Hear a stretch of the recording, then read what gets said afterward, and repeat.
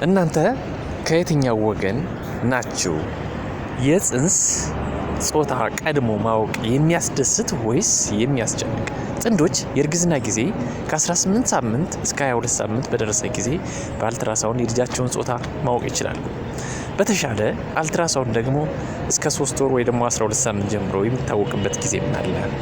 ነገር ግን ረቀቅ ባሉ የዘረመል ምርመራዎች ደግሞ የጽንስ ጾታ ከ9 ሳምንት ወይ ደግሞ ከ3 ወር አስቀድሞ ማወቅ ይቻላል። ኢንቪትሮ ፈርቲላይዜሽን ወይ ደግሞ ማዳቀል የሚወልዱ ጥንዶች ደግሞ ገና ከመጀመሪያው ውጭ ላይ የተቀዳቀለው የወንድ ዘር ስፐርም ሴልና የሴት እንቁላል ኢግ የፈጠረው ጾታ ማህፀኗ ውስጥ ከመግባቱ በፊት ማወቅም ይቻላል። የጽንስን ጾታ ቀድሞ ማወቅ ይጠቅማል የሚሉ ጥንዶች እንዳሉ ሁሉ ማወቁ ከጥቅሙ ጉዳቱ ያይላል የሚሉም በርካታ ናቸው። የጽንስን ጾታ ቀድሞ ማወቅ ብዙ ጥቅም አለው የሚሉ ጥንዶች የተወሰኑት ምክንያቶችን ይዘረዝራሉ።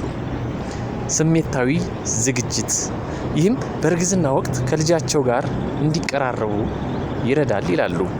ተግባራዊ ዝግጅት፣ ስም እንደ ማውጣት፣ የልጅን ክፍል እንደ ማስጌጥ፣ ልብስ መግዛትና የመጨረሻ ሰዓት ላይ ሊፈጠሩ የሚችሉ ጭንቀቶችን ይቀንሳል ይሉናል።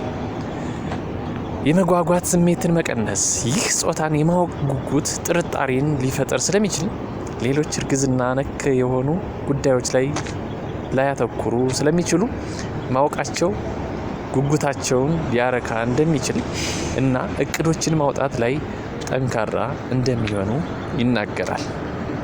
ታላላቅ ወንድም ወይም እህት ካሉ ቀድመው ማወቃቸው የቅናት ስሜትን በተወሰነ መልኩ ሊቀንስላቸው ነው። ራሳቸውን በተወሰነ መልኩ እንዲዘጋጁ ይረዳቸዋል ተብሎም ይታሰባል። ከጾታ ጋር የተያያዙ የዘር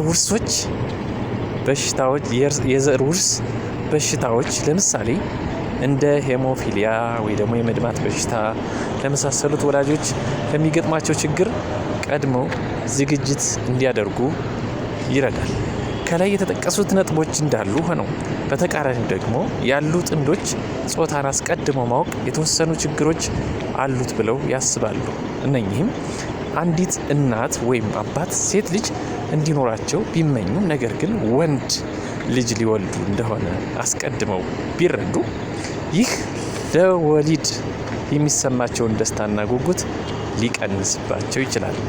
ባልና ሚስቱ በሕፃኑ ጾታ ቢደሰቱም የቤተሰብ አባላት ወይም ጓደኞች ቅር መሰኘታቸውን ሊገልጹ ይችላሉ። ይህ ደግሞ በጣም አስጨናቂና በእውነት የሚያበሳጭም ሊሆን ይችላል። የመገረም ስሜት፣ ብዙ ጥንዶች ሕፃናቸውን በሚጠብቁበት የመጨረሻይቱ ደቂቃ ጾታን ማወቅ የግርምት ልዩና አስደሳች ተሞክሮ እንደሆነም ያምናሉ። የጾታ አመለካከትን መቀነስ፣ ጾታውን አለማወቅ ወላጆች ስለ ልብስ መጫወቻዎች ወይም የህፃናት ክፍል ማስጌጫዎች አስቀድሞ ግምቶችን ከመፍጠር ወይንም ባህላዊ የጾታ ተኮር የሚጠብቁ ነገሮችን ከመግዛት እንዲቆጠቡ ሊረዳቸው ይችላል። ሁሉን ያካተተ ዝግጅት ወላጆች በጾታ ላይ በተመሰረቱ የሚጠብቁ ነገሮች ከመገደብ ይልቅ የህፃኑን መምጣት በአካታችና በሚስማማ መንገድ ለመዘጋጀት ማተኮር ይችላሉ። በመጨረሻም ጾታን የማወቅ ሁኔታ ለጥንዶች እንተውና የህፃኑን ጾታ ከመወለድ በፊት ማወቅ ትክክል ወይም ስህተት የሚባል ነገር የለውም። ይህ ለባልና ሚስት ፍጹም የሆነ የግልና ሚስጥራዊ ውሳኔ ነው። ዋናውና ጠቃሚው ነጥብ ከሁሉም በላይ አስፈላጊው ጤናማ እርግዝናና ጤናማ ህፃን መውለድ ስለሆነ ነው። ለደረሳችሁ ነፍሰ ጡሮች የአጥር ወፍ አትስማሽ እንላለን እና እናንተ ብትሆኑ በየትኛው ክልል ውስጥ ናችሁ? ቅድሚያ ከሚያውቁት ወይ ደግሞ በማወቃቸው ደስ ከሚላቸው ወይስ ሲደርስ ብቻ እርካታን ከሚያገኙት?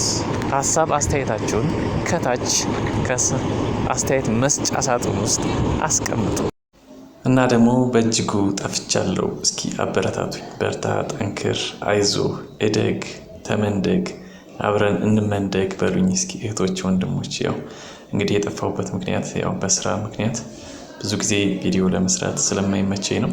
ያው ቻናሌን ማሳደግ ብፈልግም ያው እንግዲህ ያው ዶርማንቱ ነው ቁጭ ብሏል ማለት ነው። ማደግ አልቻለም። ወደኋላ ወደፊት ይሄዳል ስል ወደኋላ እያረጠረጠ ነው ማለት ነው። እና እህቶች እስኪ ላይክ ሼር ስፔሻሊ ኮመንት በማድረግ ቪዲዮ ፋቮራይት ወይም ተመራጭ ተፈላጊ እንዲሆን አድርጉ። ያው እኔ ቪዲዮ ወይ ደግሞ ቻናሉ ማደግ ከጀመረ ጥሩ ቪዲዮዎችን በተለይ አስተማሪ ጤና ተኮር የሆኑ ነገሮችን ወደ እናንተ ማቅረብ እችላለሁ ማለት ነው። አሁን ግን ባለው ቻናሉ ወደኋላ መጓዝ ያው ብዙ ኢንተረስት ወይ ደግሞ ፍላጎት እንዳያሳድርብኝ አድርጎኛል ማለት ነው።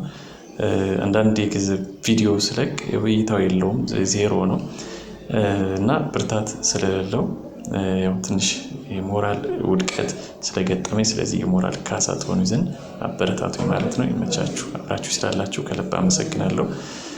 ይመቻችሁ። በሌላ ቪዲዮ እከሰታለሁ ማለት ነው።